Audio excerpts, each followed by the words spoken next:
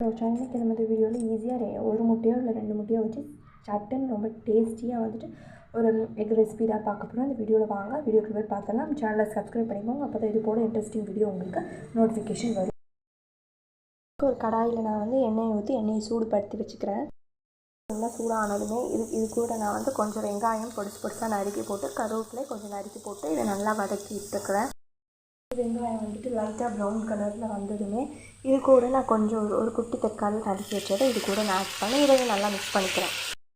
இது கூட தேவையான அளவு உப்பு, மஞ்சள், அதுக்கப்புறம் கொஞ்சம் காரத்துக்காக வத்தல் பொடி சேர்த்துருக்கேன். இவ்வளோ வத்தல் பொடி தவிர காரத்துக்காக என்ன இருந்தாலும் நீங்கள் சேர்த்துக்கலாம். சேர்த்துட்டு இப்போ நல்லா மிக்ஸ் பண்ணி விட்டுடலாம். நம்ம எடுத்து வச்ச முட்டையை கொஞ்சம் நான் 2 முட்டையை தள்ளி போட்டிருக்கேன். கொஞ்சம் எடுத்து நம்ம இதை கிளறி விட்டுக்கலாம். மூளை கிளறி விட்டுக்கிட்டேன். இந்த ஸ்டேஜில் நம்ம ஸ்டவ் ஸ்லிம்மில் தான் வச்சுருக்கோம். நான் கிளறி விட்டுட்டதுக்கப்புறம் காமிக்கிறேன்.